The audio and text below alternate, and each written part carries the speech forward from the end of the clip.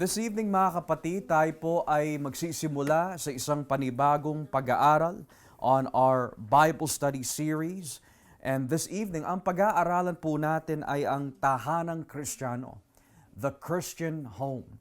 Isang makadiyos na tahanan, isang tahanan na masasabi po natin nakasentro sa salita po ng Diyos at ang pundasyon ay walang iba kundi si Jesus. For more simplistic matters, kapag sinabi po natin yung term and phrase, ang tahanang Kristiyano, most likely ang pinag-uusapan po natin dito ay isang sambahayan where all members are believers in Christ. Or in the case of the marriage, ang lalaki at ang babae, pareho po sila mga Kristiyano. And they are leading their household towards Christ Jesus. And in this series, malamang there might be questions that could be raised kagaya po ng, posible po ba sa isang tahanan na hindi po mag-away? Posible po ba sa isang tahanan where si Mr. at si Mrs. ay magkasundo consistently? Posible po ba sa isang tahanan where our children will grow to obey their parents in the Lord? And all these things, Lord willing, pag-aaralan po natin in the next few Fridays to come. Pero when we talk about the Christian home, most likely nakacentered po ito sa bawat miyembro ng tahanan, their function and their roles. One question may be raised, and that is, posible po ba sa isang tahanan to be effective in what they are doing?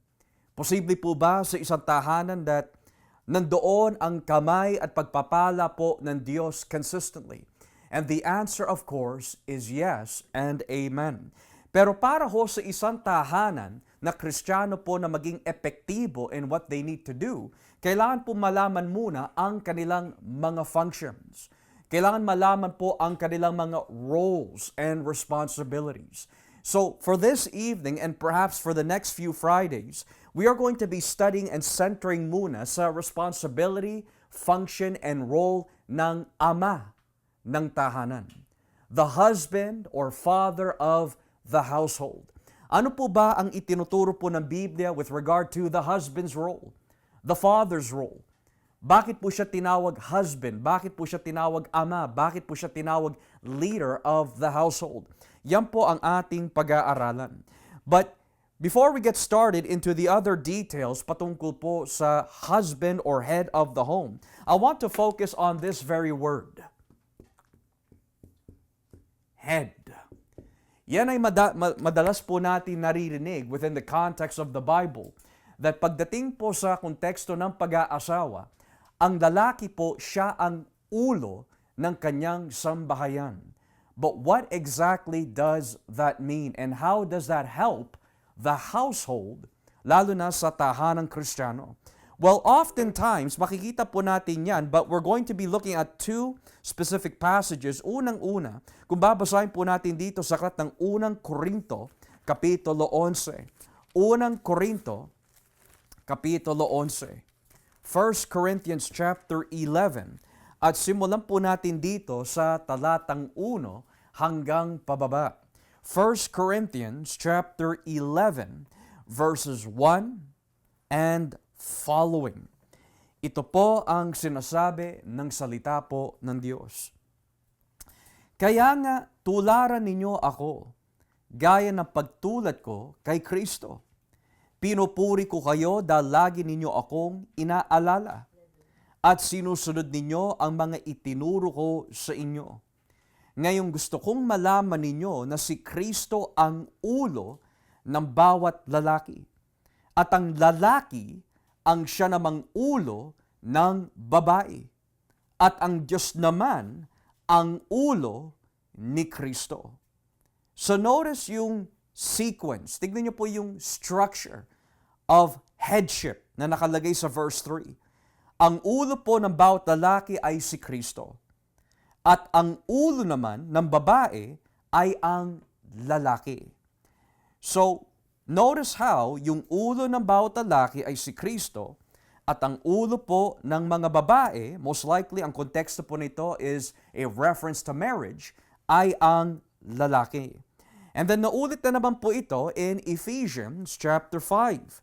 Kung atin po babasahin ang Ephesians chapter 5, simulan po natin dito in verses 21 to 23. 21 to 23 ng Efeso Kapitulo 5. Ang sabi po ng Biblia, magpasakop kayo sa isa't isa bilang paggalang kay Kristo.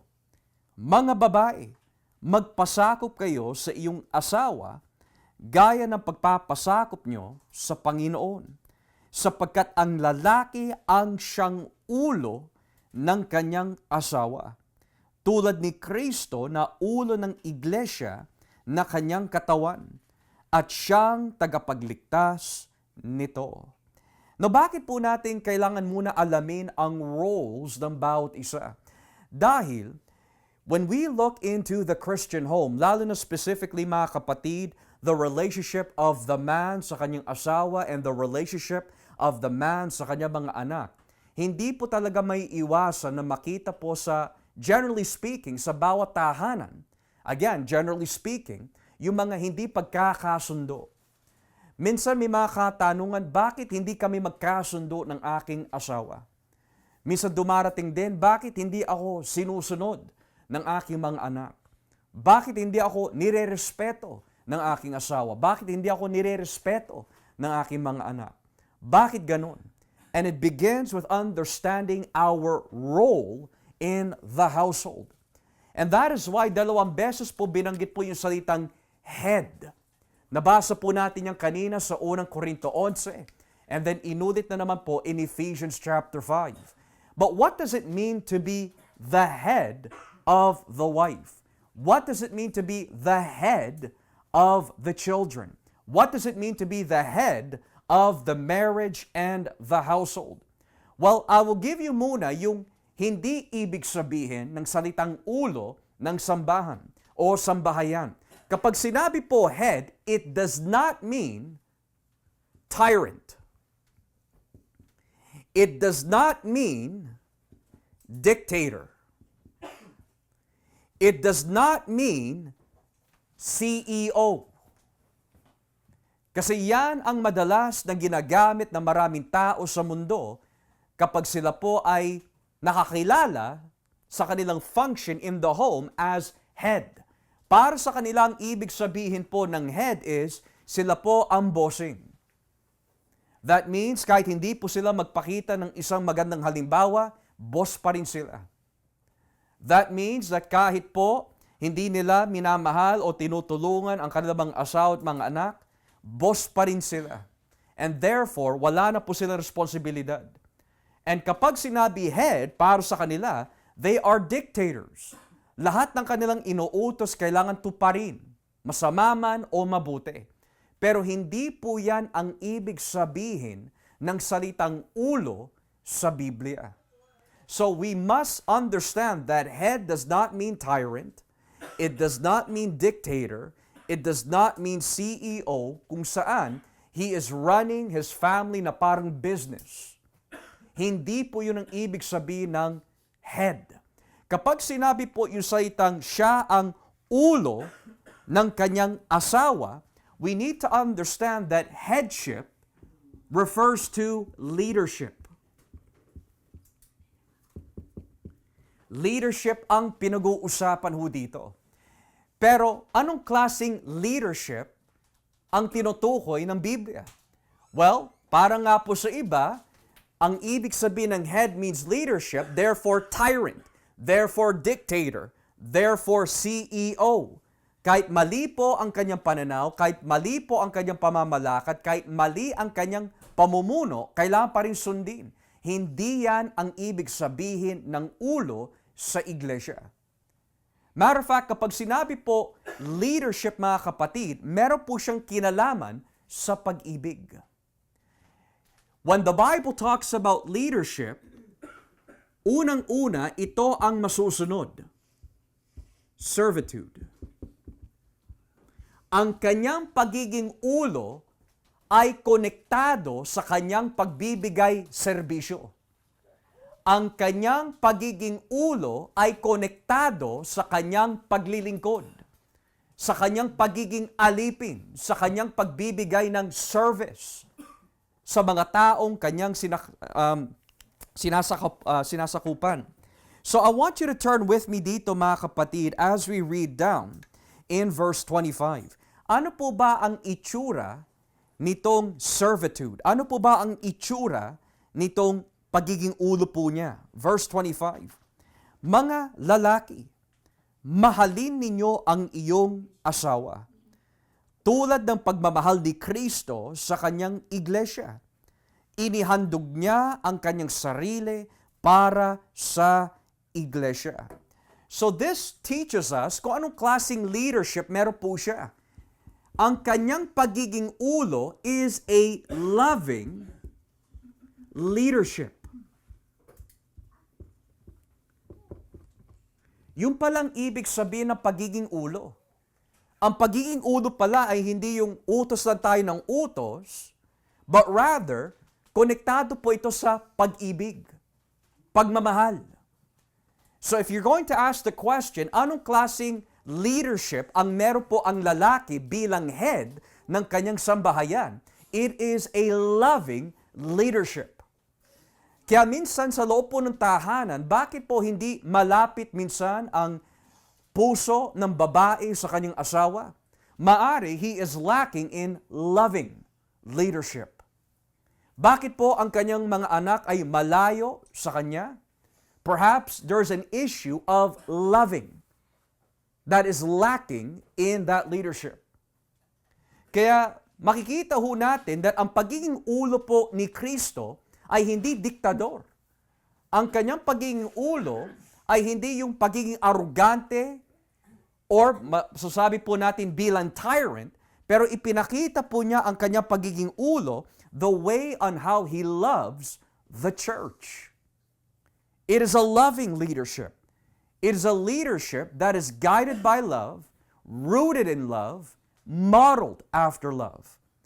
Na paano klaseng pag-ibig ang tinutukoy po dito? O sabi po sa verse 25, tulad ng pagmamahal ni Kristo sa kanyang iglesia, inihandog niya ang kanyang sarili para sa iglesia.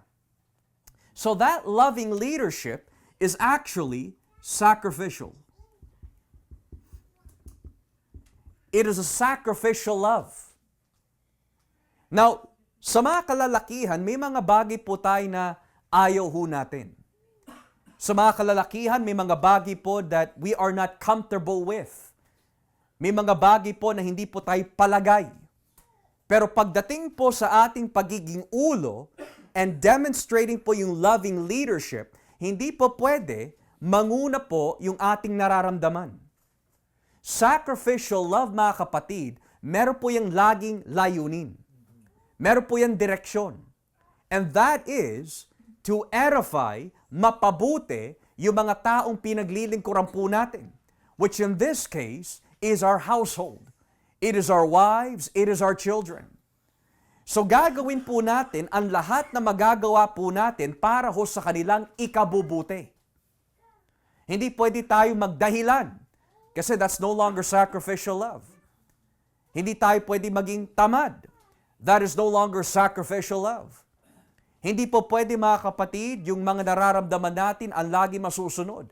May mga bagay na kailangan po natin isuko para po sa ikabubuti ng ating sambahayan. Kung tayo po yung mga tipong kalalakihan that hindi tayo sanay to lead because we are the head and we have to sacrificially love our homes, kailangan natin matuto on how we can lead. Kung hindi po tayo marunong magpakumbaba, as heads of the household, we must sacrificially demonstrate ang modelo ng pagpapakumbaba. Dahil kung wala po yung loving leadership in the home, sigurado hindi magiging makadiyos ang ating tahanan.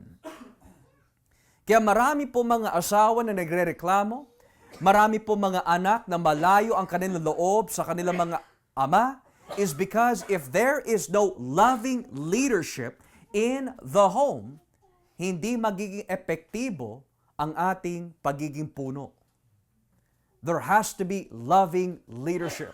there has to be sacrificial love involved. Pero hindi lang po natatapos diyan. There's another form of leadership na binabanggit po dito mga kapatid. Kung ibababa po natin ang basa in verse 26, saan patungo yung loving leadership po na yan? Saan patungo? Verse 26, upang maging banal ito matapos linisin sa pamagitan ng bautismo sa tubig at ng salita ng Diyos. Ginawa niya ito para maiharap niya sa kanyang sarili ang iglesia na maluhati, banal, walang kapintasan, at walang anumang bahid o dungis. Nang ibig sabihin, ang loving leadership lang na binabanggit po ng Biblia ay hindi natatapos lamang sa I love you. Hindi natatapos lamang sa paglalambing.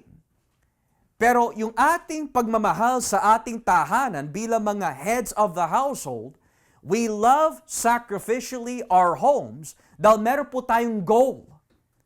Meron po tayong objective. Bakit po natin sila pinaglilingkuran sa gaytong bagay? Bakit po natin sila inaalagaan? Bakit po natin sila minamahal sa gaytong bagay? Kagaya po ni Kristo. Because we want our household to be like Christ. Ninanais po natin ang ating sambahayan, ang ating mga asawa na maging kagaya ni Kristo. Ang ating mga anak na mahalin si Kristo. Nais po natin sa ating tahanan na maging makadiyos. Dahil yun ang ginawa ni Kristo eh. Notice how it says, inihandog niya ang kanyang sarili para sa iglesia. Bakit? Upang maging banal ito. So kung walang mangunguna, walang magli-lead sa kanyang tahanan, paano magiging makadiyos yung tahanan? And a godly home can only be godly kapag there's a loving leadership. Pero the fact na binanggit po that yung leadership po na yan ay para gawing banal ang kanyang tahanan, we can say that yung pagiging ulo po ng lalaki is a sanctifying leadership. It is a sanctifying leadership. Now, karagdagan lamang, hindi ko ho sinasabi that hindi na po loving leadership yung pangangalaga because it is bahagi ng pangangalaga. Halimbawa, kung babasahin po natin dito mga kapatid, in verse 29 to 30, may halong pangangalaga po talaga ang loving leadership. In verses 28 to 30, tignan niyo po nakalagay. Kaya dapat mahalin ng lalaki ang asawa niya tulad ng pagmamahal niya sa kanyang sarili. Sapagkat ang nagmamahal sa kanyang asawa ay nagmamahal sa kanyang sarili. Walang taong nasusuklam sa sariling katawan. Sa halip, pinapakain niya ito at inaalagaan. Ganito rin ang ginagawa ni Kristo sa atin dahil bahagi tayo ng kanyang katawan na tinatawag na iglesia. So dito sa loving leadership, ano po ang itsura nun? Binibigay ng bawat lalaki ang kanyang sarili para sa kanyang tahanan upang maalagaan ang kanyang tahanan to be more and more like Christ. So kagaya po nito, kung tayo ho, minamahal natin ang ating mga sarili, on what basis? Paano natin minamahal ang ating mga sarili? Una-una, pinapakain natin ang ating mga sarili. Inaalagaan natin ang ating mga sarili. Kung sa ating sariling kaluluwa, we ask God for grace at pinapanalangin po natin ang ating mga sarili, we show our loving leadership sa ating tahanan by praying for them, by encouraging them, by studying the Word of God with them. Pinapakain po natin sila na salita po ng Diyos. Inaalagaan po natin sila na salita po ng Diyos. At ginagabayan po natin sila ng salita po ng Diyos. Pero kung wala po yung mga bagay na ito mga kapatid, hindi natin maituturing po ito bilang loving leadership. Anak, upo ka muna anak. Okay? Para hindi ma-distract yung mga tao. Natuto lang maglakad eh. So, going back to this. Kapag sinabi loving, do you spend time with God? Yes. Do you pray about yourself? Yes. Ninanais mo ba maging malapit sa Diyos? Yes, of course. Ganon din ang gawin mo para sa iyong tahanan. Ang taong hindi nagmamahal, ito ang kanyang gagawin sa kanyang sarili. He's never gonna pray for himself. Kasi hindi niya mahal ang kanyang sarili. Hindi niya ilalapit ang kanyang sarili sa Diyos. Hindi siya mag-aaral ng Biblia. Hindi siya magsusuri. Hindi niya magiging prioridad ang kaharian ng Diyos kasi hindi niya mahal ang kanyang sarili. Ang taong nagmamahal sa kanyang sarili, na naisin po niya ilapit ang kanyang sarili lalo sa Diyos. Yun ang taong nagmamahal sa kanyang sarili. The Bible teaches us in the book of Proverbs, ang taong hindi nagmamahal sa kanyang sarili, hindi siya tumatanggap ng pagtutuwid. Pero ang taong nagmamahal sa kanyang sarili, ninanais niya na siya po ay ituwid. Ninanais po niya na siya po ay mabusog lalo na salita ng Diyos. Dumago sa espiritual. So yun ang taong nagmamahal sa kanyang sarili. So ngayon, ang sabi po ni Pablo, kung tayo ho ay minamahal natin ating mga sarili, mahalin din natin ang ating mga asawa sa ganung bagay. So if you love yourself, papakainin mo sarili mo. If you love yourself, hindi mo ihahagi sarili mo sa kasalanan. If you love yourself, hindi mo pababayaan ang iyong spiritual na kalagayan. Ganon din sa ating mga mahal sa buhay. Ganon din sa aking asawa, ganon din sa aking mga anak. Hindi ako papayag kung ako'y nagmamahal. If I am a loving leader, if I am a loving head, hindi ako papayag na mapabayaan ko ang spiritual na kalagayan ng aking tahanan. Pero ang makikita ho natin sa ating mundo, mga kapatid, baliktad na. Ang babae na ang nangunguna.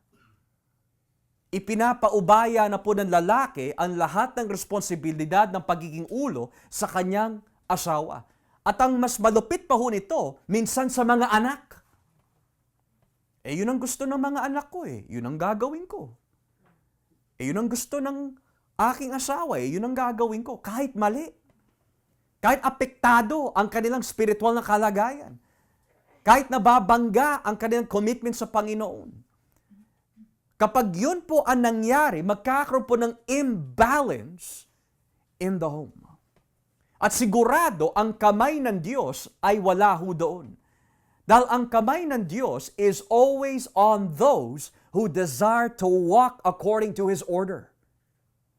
Pero kapag wala ho doon ang kamay ng Diyos, makikita ho natin, your spiritual life, your family life is imbalanced. It is disorderly. And makikita po natin, there is tension that rises. Magkakaroon po na walang kapayapaan. Marami tayo sasabihin na hindi tama laban sa ating mga asawa, mga anak, and vice versa. Wala po kapayapaan doon because it is out of balance. So when we talk about yung pagiging head, ibinigay po ng Diyos yung headship po niya sa lalaki not to be a tyrant, hindi para maging diktador or bossing, kundi to be a loving leader na bunga po ito sa kanyang paglilingkod sa Diyos. Now, ang tanong, saan natin mababasa sa Biblia that kapag ikaw ay leader or chief, ikaw ay lingkod at hindi bossing? Basahin po natin dito in Matthew chapter 20. Mateo Kapitulo 20. Matthew chapter 20. At simulan po natin dito, mga kapatid, sa talatang 28.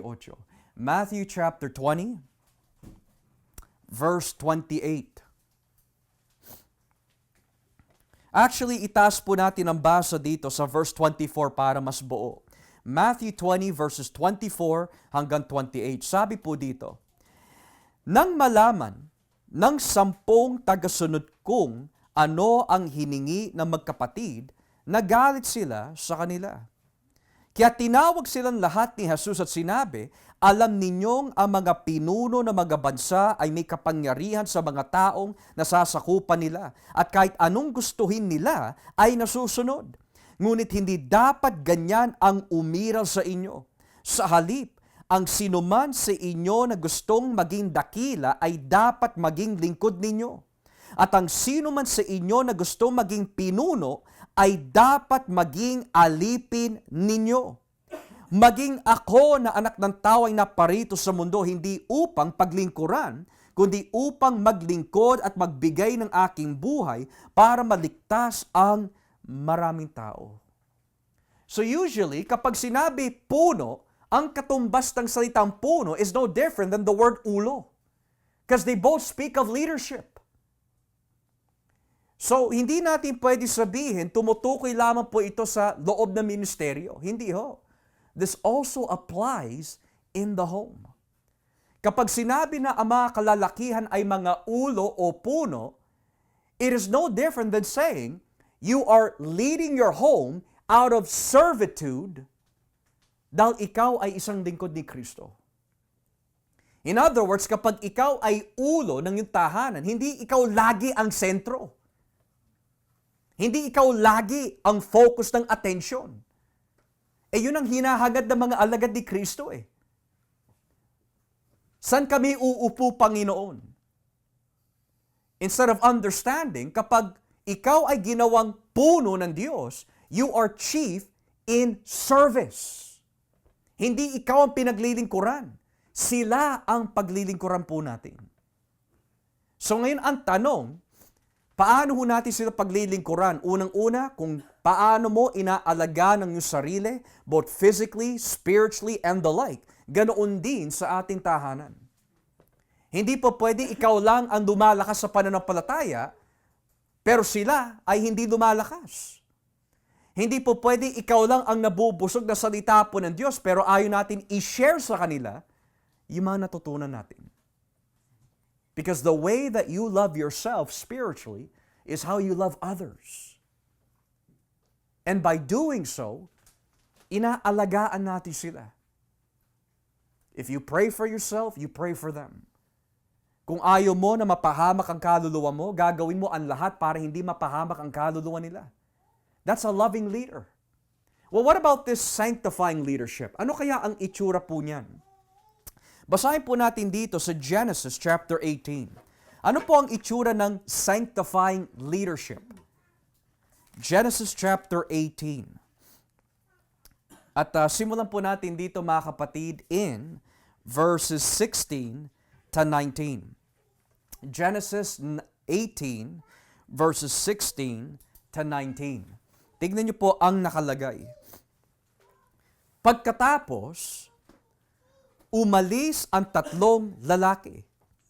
Inihatid sila ni Abraham hanggang sa lugar kung saan nakikita nila sa ibaba ang lungsod ng Sodom. Sinabi ng Panginoon, hindi ko itatago kay Abraham ang gagawin ko.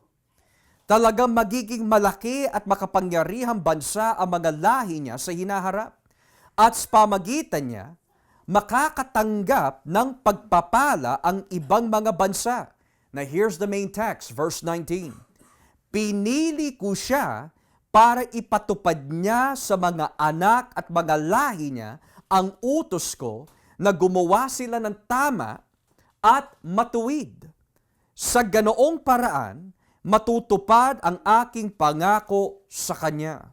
Now in English, mas maganda. Tignan niyo po in English. For I have chosen him so that he will direct his children and his household after him to keep the way of the Lord by doing what is right and just. Now, buburahin ko muna ho ito. Kung tatanungin po natin, kapag sinabi po ng Biblia na ang mga lalaki in the household, in the context of marriage and family, sila ang ulo, how does that look like in the sanctifying leadership role? Well, tignan po natin si Abraham. Ano po ang sinabi ng Diyos patungkol kay Abraham? Sabi po dito, Pinili ko si Abraham to do what? Direct. Yun ang nakalagay sa wikang English. To direct. Sino? His children and his household. So bahagi po dito all that is in the house. The husband or the wife and the children. So ang tanong, bahagi pala sa leadership and headship ng lalaki ang directing. Pero ang tanong po dito, patungo ho saan? Where is that leadership being led to? Well, verse 19 says, to keep the way of the Lord. So saan patungo po yung directing? To keep God's way. So yun pala ang purpose ng headship sa kategorya ng sanctifying leadership. So wala palang kinalaman dito yung utos lang ng utos, but rather, yung pagiging ulo ng bawat lalaki sa tahanan, ini-encourage niya, inaalagaan niya, ginagabayan niya ang kanyang tahanan. Saan? To keep God's way. Now, si Joshua, magiging baksak po ako sa aking tahanan kung hindi ko sisikapin na aralan, gabayan, or to teach my household kung ano yung kalooban ng Diyos. Let's say for example, alam natin that may commitment po tayo sa simbahan. Halimbawa lang ho ito. Sinabi ng aking mga anak, Daddy, I don't want to go today. I don't feel like going to church today. So ngayon, kung sasangayunan ko ho sila at hindi ko aalaga ng aking pagiging ulo, paano ko magagawa na i-direct ang aking tahanan na tuparin ang utos ng Diyos kung sinasangayunan ko ang kanilang kagastuhan na labag sa utos ng Diyos? Dito pa lang, baksak na ako. Or halimbawa, let's say for example, tinamaan po ako ng, let's say, sipon. Mami, may sipon ako. Huwag na kayo dumalo sa church. Anong klaseng asawa ako kung ganon ang magiging takbo ng aking tahanan? Ako yung may problema, ako yung may sakit eh. Bakit sa'yo dadamay? Because I want them to grow in the Lord. Gusto ko sila lumago, gusto ko sila lalo mapalapit. Pero dahil lang po sa aking nararamdaman, idadamay ko sila, hahadlangan ko sila. That's not a godly head. Hindi magandang excuse yun. Mami, may ubo ako, wag na kayo dumalo. Ano yun? Paano ko matutupad yung directing kung ako mismo ang nagiging hadlang? Halimbawa, Mami, may gout ako. Wag na kayo dumalo. Ano ang kinalaman ng sakit ko sa aking leadership in leading them to Christ? Regardless kung ano ang mangyari sa akin, ang katungkulan ko at responsibilidad ko bilang ulo, regardless kung ano pa yung sakit ko, cancer man po yan o hindi. It doesn't matter. My job is to direct them to keep God's law. Pero ang nangyayari, kapag masyado busy si Mister, hindi na rin dadalo si Mrs. O kapag busy si Mrs., hindi na rin dadalo si Mister. Yan ang masasabi po natin, imbalance na household. At ang malala po nito, hindi ako makakadalo kasi yung mga anak ko may practice sa ballet. May practice sa football. Well, unless you use your authority to lead them, to teach them, and to help them keep God's law, hindi sila lalaki na may takot sa Diyos. Hanggang sa kanilang paglaki, ang matatanim po sa kanilang isip, yun naman ang tinuro sa akin ni Daddy, kaya ayos lang yun. Yun naman ang ituturo ni sa kanilang mga anak. At pag dumaki yung kanilang mga anak, yun din ang ituturo sa kanilang magiging mga anak. So yung pattern, hindi nababago. Yan ang naging sakit ng mga Israelita. Kaya ang sabi po ng Diyos sa mga Israelita, parurusahan ko ang mga second, third, fourth generation of children that do not know me. Kasi napabayaan eh. So, ang ating katungkulan pala mga kapatid is that our job is to direct. Kaya nga ang pagiging ulo po natin is sanctifying as well. Hindi mo lang sinasanctify sarili mo. Sinasanctify mo rin sila. If you are directing yourself to God, ganun din sa ating tahanan. So, our leadership is not only out of service, it's not only loving and sacrificial, it is sanctifying. Now, here's the question. Bakit ko kailangan i-direct ang mga ito para sundin ang paraan ng Diyos? Ano yung magiging resulta niyan? Basahin po natin yung verse 19. Bakit kailangan gawin po ito ni Abraham sa kanyang tahanan? Look what it says. Sa ganoong paraan, matutupad ang aking pangako sa kanya, so that the Lord will bring about for Abraham what He has promised him. Now, walang tao na masasabi po natin matino na hindi po niya nanaisin na pagpalain ng Diyos ang kanyang tahanan. Lahat ng mga makadiyos na ulo, desire na pagpalain ng Diyos ang kanilang tahanan. Lord, ingatan, pagpalain, iligtas mo ang aking anak. Lord, pagpalain, palakasin mo ang aking asawa. We all desire that. Now, why is that even brought up? Dahil kapag sinunod ni Abraham na i-lead at i-direct ang kanyang tahanan, na sundin kung ano yung ninanais ng Diyos, ano yung magiging resulta nun? Ang pangako ng Diyos para kay Abraham ay matutupad. Do you know what that means? Ang kamay ng Diyos, ang pagpapala ng Diyos, at yung mga ninanais natin na kahilingan na angkop sa kalooban ng Diyos ay matutupad. Can you imagine si Brother Joshua, Lord, iligtas niyo po ang aking tahanan, ligtas niyo po si Calvin at si Jasmine. Pero hindi ako nagsisikap na maging tatay sa kanila. Hindi ko sila binababad sa panalangin. Hindi ko sila tinuturuan. So paano matutupad yung pangako ng Diyos kung wala akong gagawin? So here, kapag sinabi pala na ang lalaki ang ulo ng kanyang tahanan, meron po siyang leadership role of sanctifying his household in leading them to Christ. Kaya tignan niyo po dito sa Efeso, Kapitulo 6. Hindi lang po sa kanyang asawa lamang, maging sa kanyang mga anak. Ephesians chapter 6. Tignan niyo ho, napaka-importante po nito mga kapatid. Ephesians chapter 6, talatang 4. Tignan niyo ho ang nakalagay.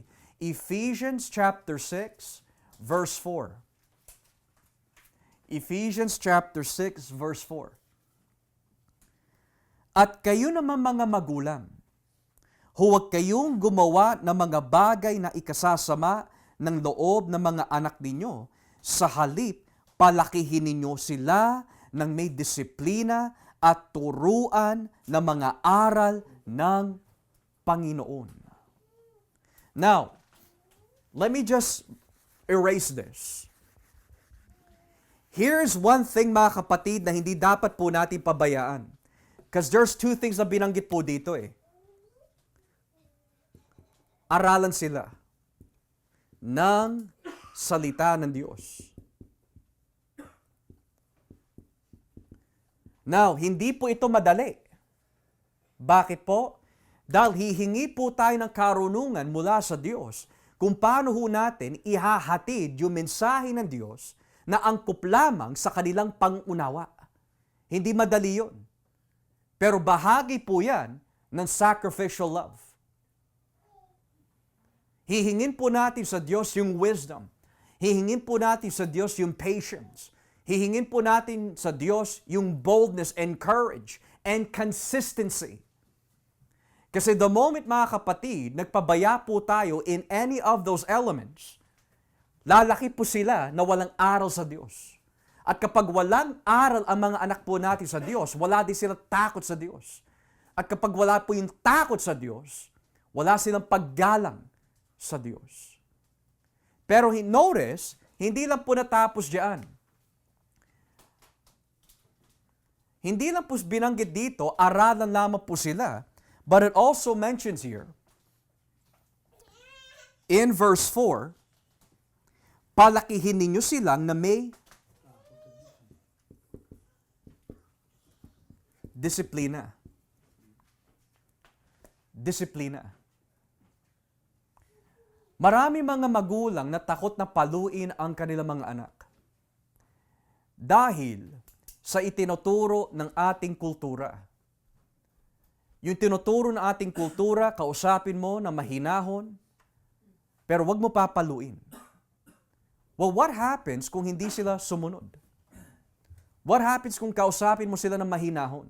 Hindi pa rin nakinig. Mahinahon mo pa rin kakausapin. Ang sabi ng Biblia, ang tamang pagpalo sa ating mga anak ang nag-aalis ng pagiging pilyo po nila. Sa ating kultura, basta i-time out mo lang sila, wag mo silang papaluin, hayaan mo sila matuto. Pero hindi po yun ang aral ng Diyos eh. Ang sabi po ng Biblia, he that spares the rod hates his son. Nang ibig sabihin, kung ayaw nating gamitin yung otoridad na binigay sa atin ng Panginoon, na paluin sa nararapat at tamang paraan, hindi tayo rerespetuhin. Kaya nga kung mapapasin po natin yung mga panahon po, sabihin na ho natin nila Nay, nila Tay, yung mga kapanahunan po nila, yung titigan ka lang. Nanginginig na sa takot yung mga bata. Eh ngayon titigan mo pagtatawanan ka pa. Bakit ho ganon? It's because mga kapatid, if you come to think about it, nung mga sinuunang panahon, they developed a principle that came eventually from the Bible. That's the truth. Pero ngayon iba na And that is the reason why makikita natin na bakit parang napakahirap yata. How come hindi ako pinapakinggan, hindi ako nirerespeto? It's because they don't understand your headship. Marinig lang yung pangalan mo, dapat may respeto na. Makita ka lang, they know that they're in trouble. Hindi dahil they're traumatized, but they understand kung paano mo gamitin ito. Yung tamang pagpalo. Now, ano po bang ibig sabihin ng tamang pagpalo? Does that mean kukuha ka ng martilyo, kukuha ka ng No, that's abuse, that's violence. Hindi yun ang pinopromote po ng Biblia. Ang binabanggit po ng salita ng Diyos, tamang pagpalo, is that it is enough to bring fear in their hearts, but also the perfect balance that hindi kanya lalayuan, kundi lalapitan ka pa niya. Kagaya ng Diyos Ama. Ang Diyos Ama, pinapalo po tayo ng Diyos. Gamit ang kanyang salita, gamit ang kanyang pagdidisiplina, gamit ang kanyang probidensya. Pero, ang Diyos Ama, sa kabila po ng kanyang pagiging Ama sa atin, nalalapitan pa rin natin siya. Pero yung hindi tamang pagpalo is to the point that hindi ka na nilalapitan, malayo na ang loob, hindi na sila nagmamahal sa iyo. They just don't recognize you as dad. They recognize you as a monster. Hindi yun ang tamang pagpalo. So there's that perfect balance na sinasabi po ng Biblia. At hindi naman po pwede yung masyadong mahinahon that you become passive. Kaya nga mga kapatid, huwag po tayo matakot na gamitin ang otoridad na binigay sa atin ng Panginoon. Natatandaan ko ho nun mga kapatid, siguro this was about 5 or 6 years ago. May mga bagong kapatiran ho tayo noon. Maliliit pa yung mga anak ho nila. And one of those little children, isang babae, malaki na ho siya ngayon still going to church. Natatandaan ko po nung sa Henderson pa ho tayo. During Sunday service, yung bata lumapit all the way to the front of the pulpit. nakatayo na ng ganun. Paikot-ikot. Yung mga magulang, nakaganon lang, nakikinig lang, pero hinahayaan lang yung mga anak. Now, there's two things you could react to. Either, patamaan mo yung mga magulang in the preaching, which is not right, or, hayaan mo na lang, which is also not right, or kausapin mo after the service. Now, the point there is, the reason why ganun po ang nangyari is because these parents, mga bago lang sa pananampalataya. They don't know. But now that they know, nakita po nila yung improvement sa kanilang tahanan. In other words, kung ano yung nagiging ugali ng ating mga anak sa labas is the result of what takes place in the home. Kapag ako ay nagpabaya sa loob, magiging pabaya din po ako sa labas. So, hindi po pwede ganon. So, here it shows us, aralan po sila na salita po ng Diyos. In other words, kapag pinapalo ang mga anak, hindi yung papaluin mo lang na walang explanation.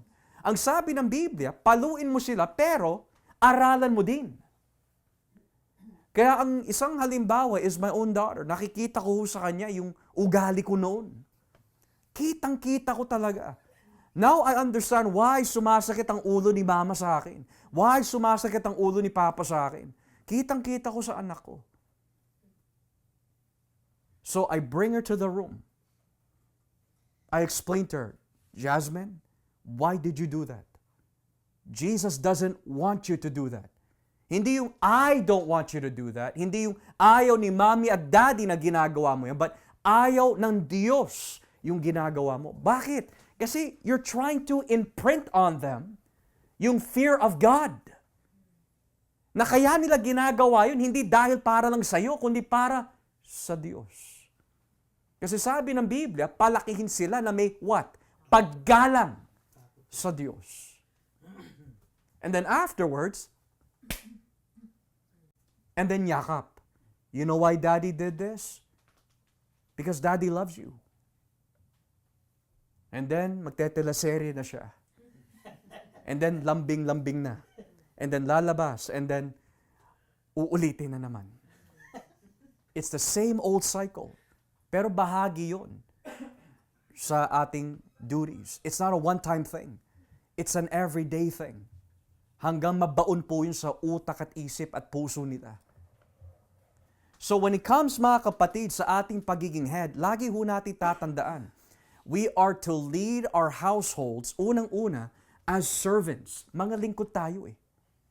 Hindi tayo mga bossing. Ako yung masusunod. Bahala ka. No. You have to show them an example of service. Ang mga asawa ho natin ay madali magpapasako po yan sa atin kung tayo ay magbibigay ng magandang, loving na halimbawa. Aminin ho natin yan. Mahirap sa mga asawang babaeng magpasakop sa kanilang mga asawang lalaki kung tayo ho bilang mga kalalakihan, hindi tayo nagpapakita ng loving, sanctifying, humble example sa kanila. Bakit ito magpapasakop dyan? Hindi naman siya nagpapakita ng magandang halimbawa sa akin. Kung kausapin ako niyan, kung sigawan ako niyan, kung utusan ako niyan, well, no wonder why hindi kayo magkaisa. Because kung kapareho po kayo on this level of egos being raised up to this high level, very prideful ho tayo, walang mangyayari. So, ang trabaho natin bilang mga kalalakian in our household, tanungin mo ang mga misis ninyo, what can I do to better service you? Ask your wife that. Huwag ka mahihiya. Tanungin mo lang, Mami, ano ba ang pwede kong gawin para makatulong lalo sa iyo? And you would be surprised kung ano yung masasabi niya.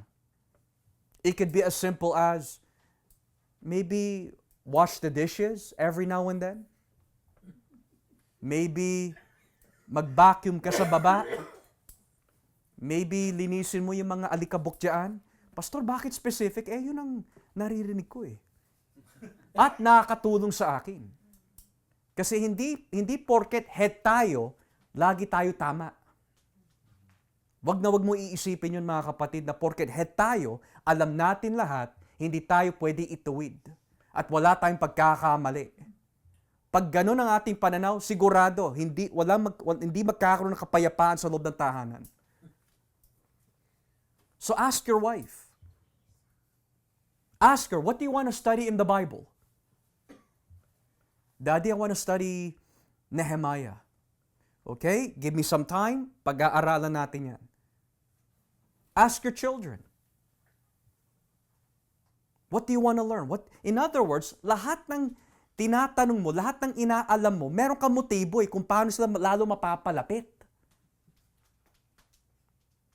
Ngayon, what would happen kung hindi mo gagamitin ito?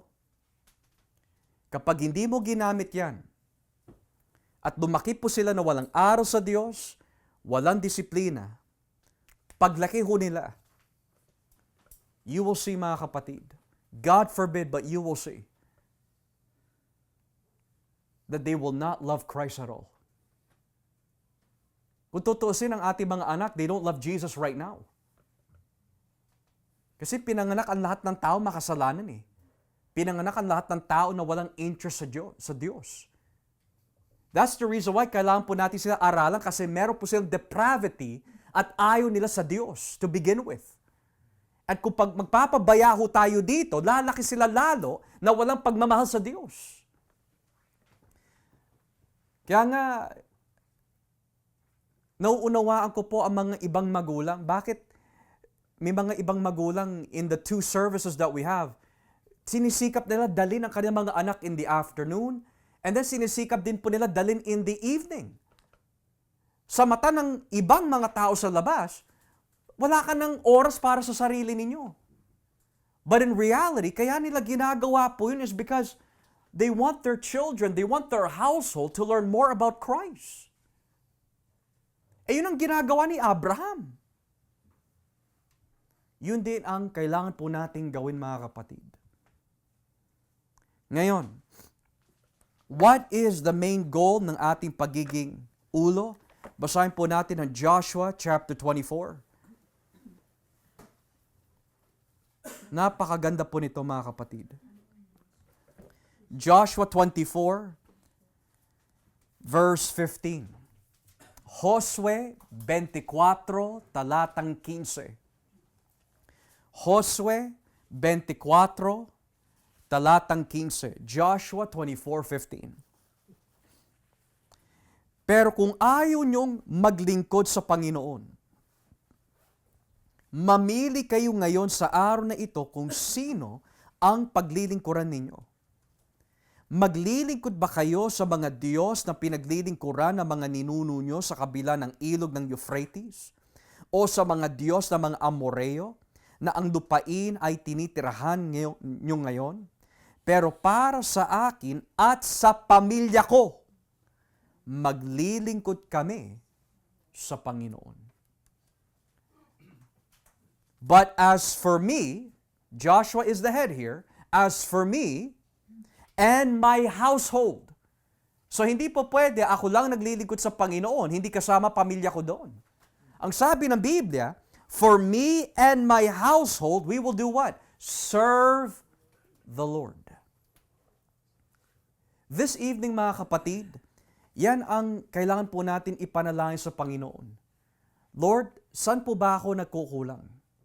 At sa mga hindi naman nagkukulang, Panginoon, bigyan niyo po ako ng biyaya na ipagpatuloy lalo ang pinapagawa niyo sa akin. Sa mga nagiging tapat sa kanilang pagiging ulo, I want to encourage you, do not be discouraged kung parang walang nangyayari sa iyong tahanan. Huwag tayo lumakad sa ating nakikita. Lumakad po tayo sa pananampalataya. They may look disinterested. They may look as if parang naboboard sila. They may look and say na parang hindi maganda ang pagpapaliwanag mo in your devotions. Pero kung ginagampanan naman po natin ang ating responsibilidad bilang ulo, tatandaan po natin ito. Huwag tayo magsasawa sa paggawa na mabuti dahil sa tamang panahon, aani at aani po tayo. It may not look like they're interested now, but keep going. They may look as if they're not enthusiastic about it, but keep going. Why? Because at the end of the day, mga kapatid, nagiging tapat tayo sa ating creation order. Dinesign po tayo ng Diyos since the very beginning in the context of marriage to lead. Pero ang ating pagiging leadership, hindi pagiging arrogante, hindi diktador, but we serve our household as servants in a loving way, in a sanctifying way. Pero paano ko gagawin yon? Number 1, kailangan mo ang biyaya ng Diyos. And number 2, kailangan mo mag-aral ng salita ng Diyos. Dahil kapag hindi mo pag-aaralan ng Biblia, hindi mo makikita ang pangangailangan. Unang-una, mo at ang iyong tahanan. Kaya ang tao hindi niya alam kung ano yung dapat niyang gawin because kung hindi niya hihingin sa Panginoon yung mga mata para makita kung ano yung pangangailangan ng kanyang tahanan spiritually, well, there's a reason why we won't be able to lead them. Kailangan natin makita kung ano yung pangangailangan po nila. And you will usually know kung ano yung kailangan ng ating tahanan base po sa mga lumalabas sa kanilang bibig, sa kanilang mga inuugali. Nakikita mo yun. Kung puro unbelief, pagdududa, pagrereklamo ang lumalabas sa kanilang bibig, alam ko na kung ano yung kailangan kong pag-aralan para maggamot sila. They need to learn to trust in the Lord. Napapasin po natin yung mga anak natin hindi marunong makinig. Okay, pag-aaralan ko what the Bible says about children, obey your parents in the Lord. And you're going to show them from Scripture what happens when you obey and what happens when you don't obey. Kasi inaaralan natin sila O nakikita mo si Mrs. nang hihina. So ngayon pag-aaralan mo yung gamot para sa kanya. Could you imagine? Si Aina, si Calvin at si Jasmine, meron sila pinagdadaanan. Perhaps lack of trust in God, tapos ang ituturo ko sa kanila the Last Supper. Ang layo. Or ituturo ko sa kanila tithing. Ang layo. Hindi naman yun ang kailangan nila at that specific time. Bakit yun ang ibibigay ko? No. Bilang mga ulo, we are also watchmen. Kaya in the next few Fridays, pag-aaralan po natin yung mga susunod na P sa ating pagiging ulo. Bilang ulo, we are heads in the form of a priest. We are heads in the form of a prophet. We are heads in the form of a pastor. Hindi man po tayo pastor ng simbahan, pero you are a 24/7 pastor ng ating mga tahanan. Lord willing, pag-aaralan po natin yan.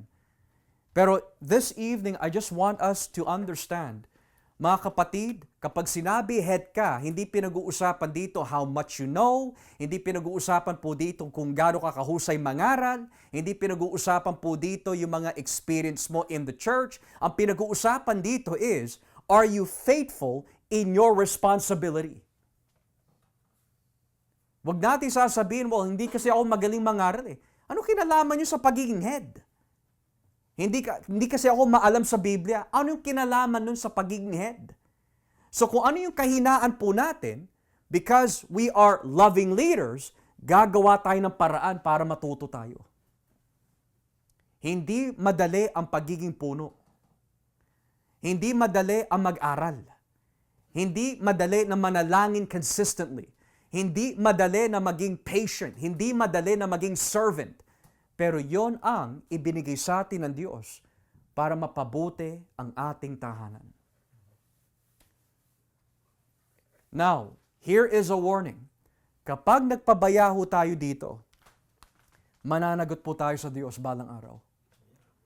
Mananagot po tayo sa Diyos balang araw. Huwag tayo maging komportable na sabihin sa ating pag-iisip, ayos lang naman sila Uma-attend naman sila sa church ayos lang sila. Ayos lang naman ang kalagayan nila. Huwag tayong ganon. Kasi ang nangyayari, ipinapaubaya na po natin ang ating responsibilidad sa mga tao sa church rather than tayo ang gumawa. Nandiyan naman si pastor eh. Nandiyan naman yung mga deacon. Nandiyan naman si kuya at si ate. Huwag ganon. Tayo ang mananagot sa Diyos para sa kanila. Inalagaan mo ba sila? Nagpakumbaba ka ba sa kanila? Nagbigay ka ba ng magandang halimbawa sa kanila? Minahal mo ba sila? Inaralan mo ba sila? Dinisiplina mo ba sila? Did you lead them?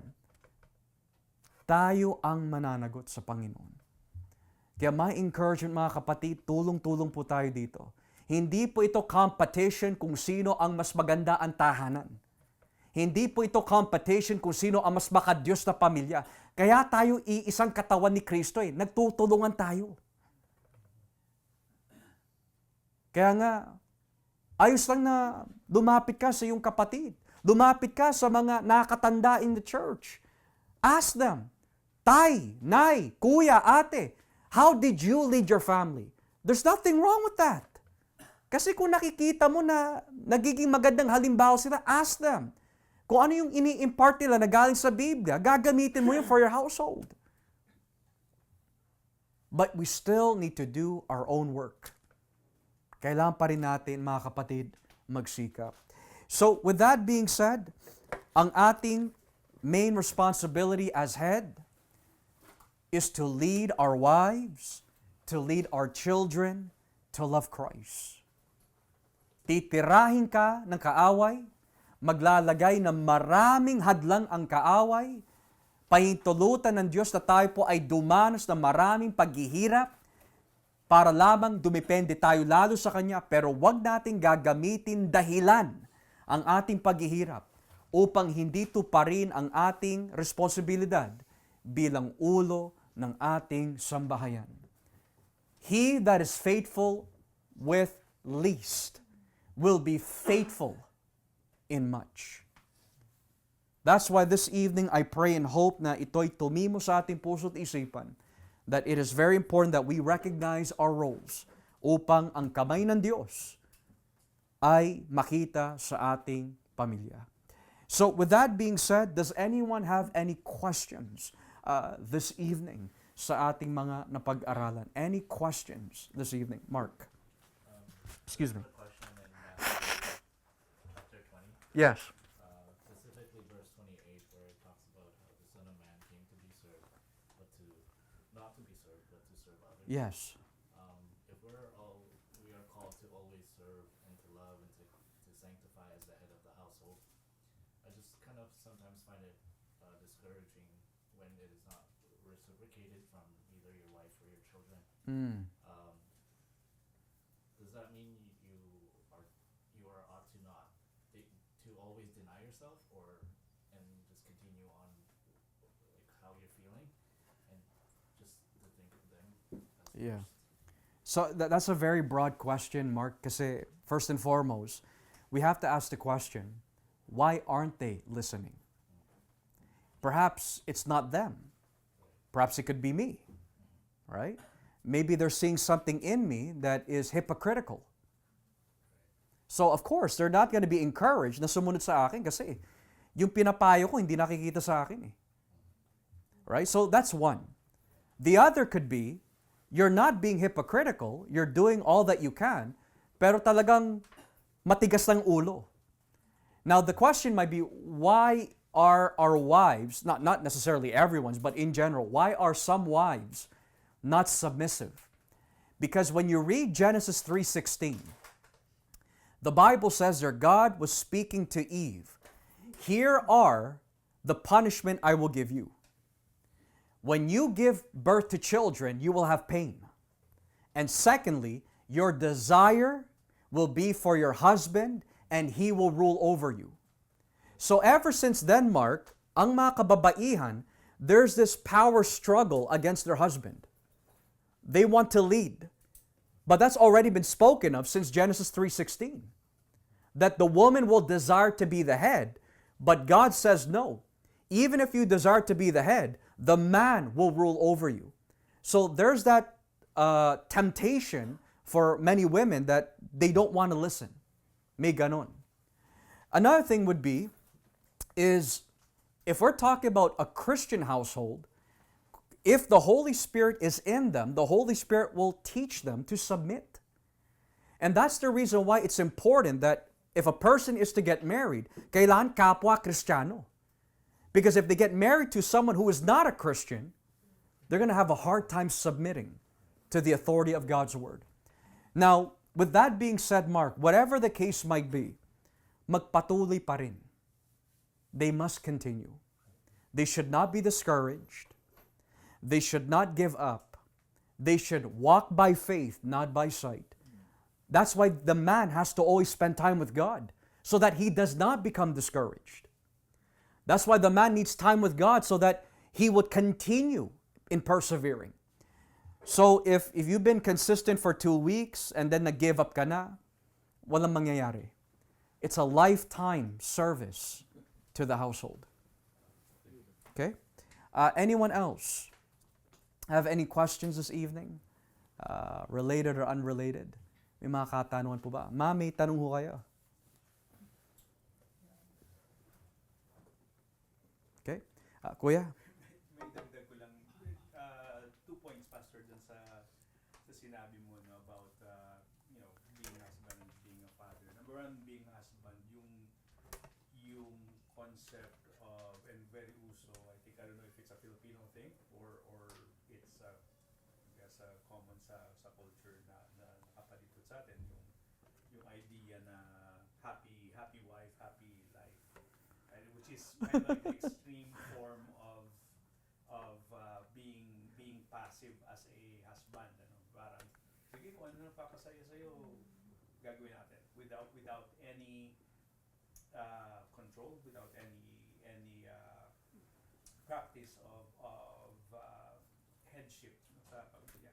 And I think that brings us back to the lesson in the garden, no? Na if we look at how it was described when Satan was having a conversation with Eve, the Bible actually says that Adam was with Eve when that conversation was going on. So ibig sabihin, naririnig niya yung conversation na yun at nagpabaya siya. At yung irony of it na sa kanya pinagkatiwala ni Lord yung pagtatend sa garden, and yet when Satan spoke with Eve, hindi siya yung nagsabi, "Teka muna, bakit si Eve ang kinakausap mo? Ako ang tinalagang tagapagpag-alaga nitong garden to." But he was passive, which kind of like tells us, as husbands na hindi pagiging mabuting ulo ng tahanan ang idea na basta ko nang magpapasaya sa asawa ko, yun na yun. Right? Kailangan, yes, we serve, yes, we sanctify, but also that we practice headship in critical times na kailangan yung na-demonstrate mo yung wisdom at yung knowledge na nakuha mo mula sa Diyos. Because it's not always that your wife is happy with the moral things. It's not always that your wife will be happy with things that are of God. Meron pong tendency and related to that, because at the end of the day, in as much as we are totally depraved as men, our wives are the same. Hindi sila kaiba sa atin in terms of their capacity for depravity. Right? And so meron talagang pagkakataon, and most likely there will be many times in which, in as much as we acknowledge our depravity as men, we should also recognize the capacity of our wives to also want the things that are not of God. And so kailangan tayo mag-exercise ng discipline in that sense as well. It's also interesting that you mentioned total depravity when it comes to children, because as we were talking about yung pagsasaway sa anak, that was kind of, it does make a difference between you as a parent, kung ano yung paniniwala mo when it comes to total depravity. Like, do you think the total depravity is only demonstrated when the child is in the terrible twos? Hindi. Ang ano lang, nagkaiba lang is yung ability na nila to do what is depraved, because like when they were a baby, they are harmless, but it's the same nature that they were born with. Hindi It's pa the same masyado age and nagmamanifest. day. Oo, Yeah. Kaya Yeah. yung iba, parang, lalo sa Pilipinas, pag sinabing, kaya mo na, mga bata yan ano pa bang may expect mo, bata talaga yan, hindi niya alam, di ba? Kaya mo nga tuturuan ng tama kasi hindi niya alam. Kasi kung pababayaan mo lang yan, yung batang yan, sa kanyang ignorance, kung ano yung tama at mali, then lalaki siya na walang diferensya sa kanya yung tama sa mali. O walang diferensya sa kanya yung mali sa tama. So, kaya nga tinatawag na formative years. Yeah. Those I mean, for me personally, as my experience is that those are the really important na times sa pagpapalaki sa bata because there is an age, that the age of the child wherein yung bata na yun looks at the world in a blank slate, but that he or she gets information from around using yung kanyang senses, and then yung tendency is to test, like for example, di ba, merong face bata na lahat gustong tikman, isusubo, di ba? Makita ang lupa, subo, bato, subo, di ba? Tubo, kasi merong face ng ganyan eh. Tapos malalaman niya na ay hindi pala maganda, hindi pala masarap, o hindi pala meron silang touch na face, lahat gagalawin. Huwag mong galawin yan, gagalawin, di ba? Apoy yan, huwag mong gagalawin, di ba? Kasi merong ganyan. And in that critical phase bilang mga magulang or you know future parents, doon importante yung yung leadership mo bilang ama at ina na rin to make sure na nagaguidean mo yun. And I think that's where it's very important what Moses said to Joshua, this book of the law shall not depart from your hands. You shall Meditate it. yeah, you shall teach them diligently. Talagang sinabi pa ni Moses, diligently to your children. Isusulat mo to sa doorway, tatali mo to sa inyong kamay. But when you sit down and when you rise up, ibig sabihin sa lahat ng pagkakataon na makakapagturo ka sa anak mo, ituro sa kanila. Para pag lumaki sila ng ganito, then hindi na sila lalayo sa kanilang kalaban tungkol sa Diyos. I think that's one of those things na minsan sa mga magulang, kasi tayo pinalaki tayo. Alam mo, it's tough bringing up a child because there's no user's manual for a child. There is a user's manual. And it's called the Bible. Yeah. Right? And kung sana lang lahat ng mga magulang, ang default is always to go back to God and say, Lord, teach me how to do this. It would probably be a very different world. Kaya alam niyo po, Kuya, yung mga nabanggit po ninyo, that's the very reason that bilang church, kailangan natin ipanalangin ang lahat ng ama. All Christian men, ipanalangin po natin. Kasi again, at the end of the day, hindi po siya competition kung sino ang mas makadiyos na pamilya.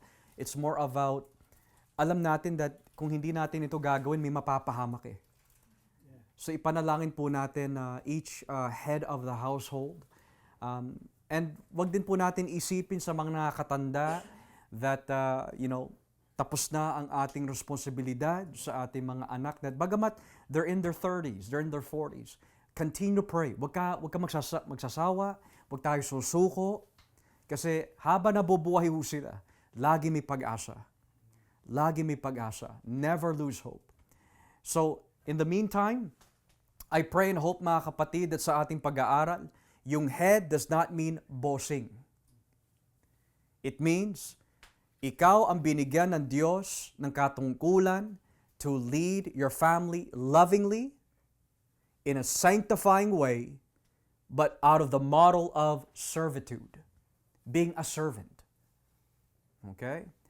So kung susundin po natin yung inuutos po ng Diyos, gamit ang kanyang biyaya, makikita mo ang kamay ng Diyos will be on that household. It's not going to be easy. You are not going to be perfect, but we need to be consistent. We need to be consistent. Okay? Does anyone have any questions this evening? Bago po tayo any other questions? Okay. So, kung wala na po tayong katanungan, magbigay na po tayo ng kapurihan sa ating Panginoon. Let us pray.